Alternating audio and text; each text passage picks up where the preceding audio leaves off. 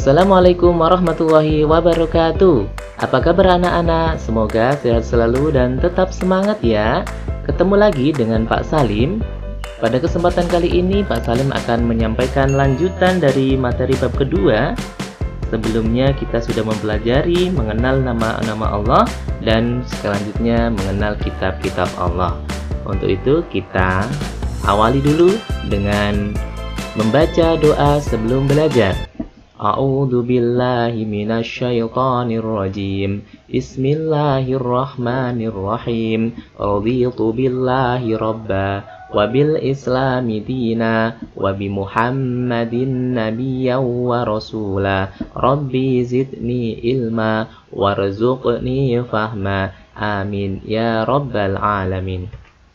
Selanjutnya kita akan renungkan mutiara hikmah. Anak-anak, Allah berfirman di dalam surat Al-Mujadalah ayat 11. Allah akan meninggikan orang-orang yang beriman di antara kamu dan orang-orang yang berilmu ke beberapa derajat. Untuk itu, semangat belajarnya ya, karena Allah sudah berjanji kepada orang yang beriman dan berilmu akan dinaikkan ke derajat yang lebih tinggi. Alhamdulillah. Ya, ini adalah peta konsep yang kita akan pelajari. Yang pertama, kita akan mengenal dulu kitab-kitab Allah itu. Lalu, kitab Allah membawa ajaran terpuji. Dan terakhir, evaluasi atau latihan soalnya. Sudah siap anak-anak? Ditonton sampai selesai ya, supaya ketika ada evaluasi atau latihan soal, kalian bisa mengerjakan. Kita awali dengan perkenalan kita dengan kitab-kitab Allah.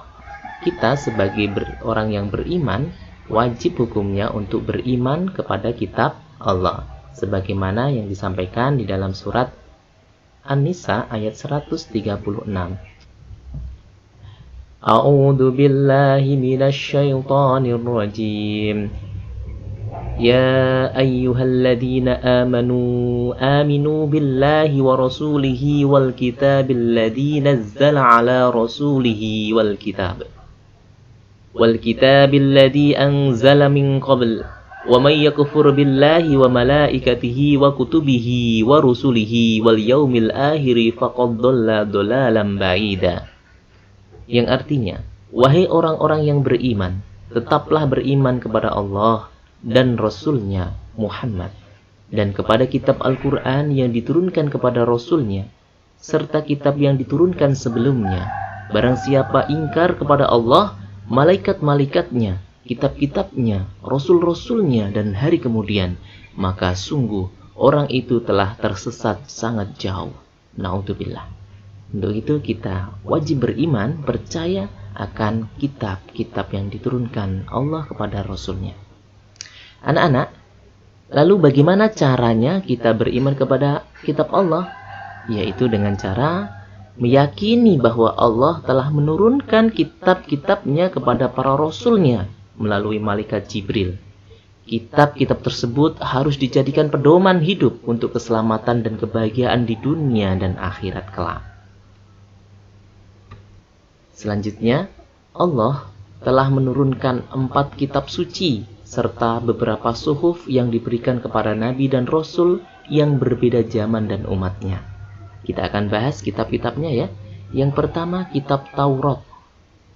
Kitab Taurat ini diturunkan kepada Nabi Musa alaihissalam kurang lebih pada abad 12 sebelum Masehi di daerah Israel dan Mesir. Kitab Taurat ini menggunakan bahasa Ibrani. Kitab Taurat diwahyukan Allah kepada Nabi Musa sebagai pedoman hidup bagi kaum Bani Israel yang dikenal dengan sebutan kaum Yahudi. Taurat asli yang berisikan akidah dan hukum-hukum syariat sudah tidak ada lagi. Hal ini disebabkan mereka telah melakukan perubahan-perubahan isi ajaran kitab tersebut. Isi kitab Taurat sering disebut dengan 10 perintah Tuhan, the 10 of commandment. Di antara isinya adalah hormati dan cintai Allah. Sebutlah nama Allah dengan hormat. Kuduskanlah hari Tuhan atau hari Sabtu atau hari Sabat hormatilah ibu dan bapakmu serta yang lainnya. Bisa ya anak-anak? Kemudian yang kedua, kitab Zabur. Kitab Zabur diturunkan kepada Nabi Daud alaihi salam ketika beliau menduduki tahta sebagai Raja Bani Israel pada abad 10 sebelum Masehi di tanah Kanaan. Pokok ajaran kitab Zabur berisi tentang zikir, nasihat, hikmah, dan tidak memuat hukum agama dan syariat.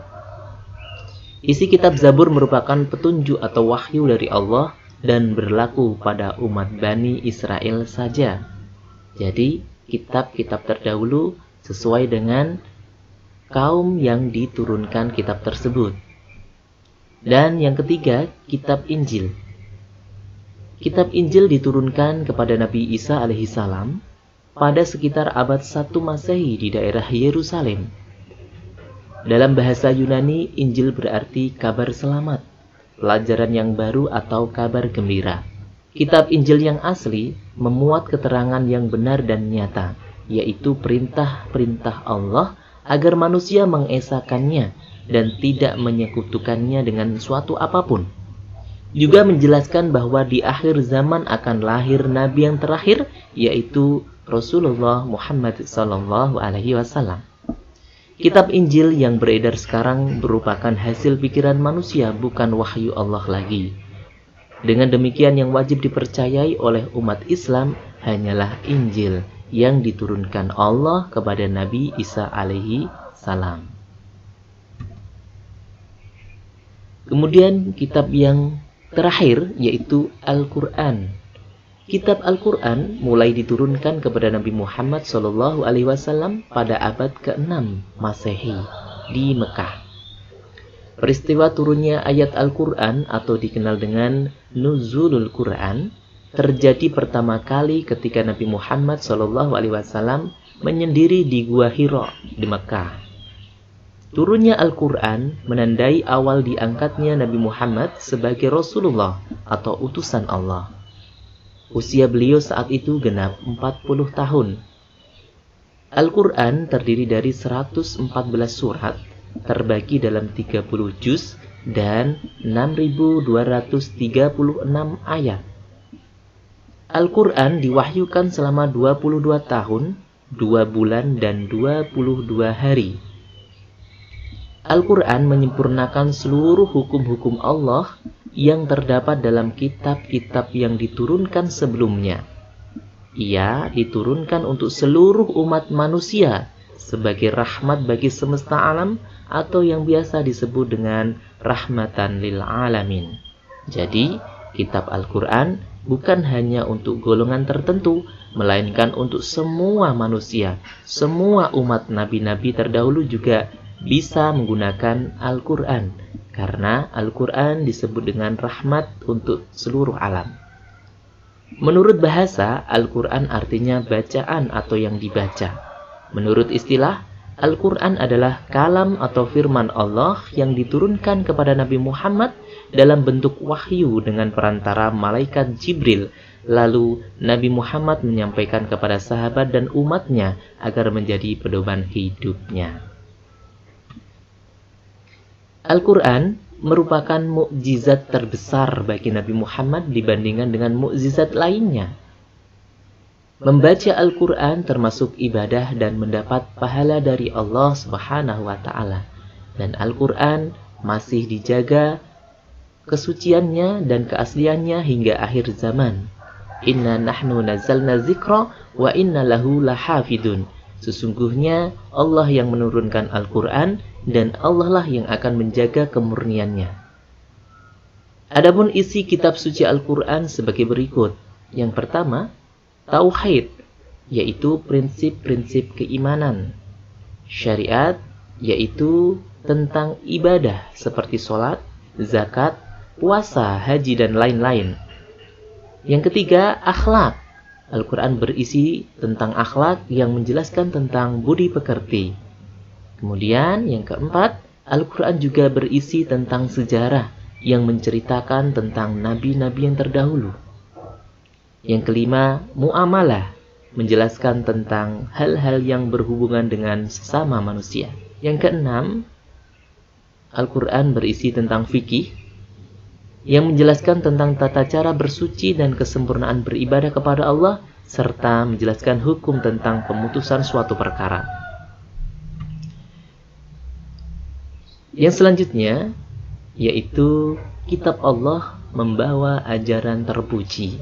Anak-anak, kitab Allah Subhanahu wa Ta'ala adalah petunjuk dalam kehidupan kita, petunjuk kepada manusia untuk berperilaku, misalnya berperilaku kepada Allah, berperilaku kepada sesama manusia, berperilaku kepada hewan dan tumbuhan, serta alam semesta ini.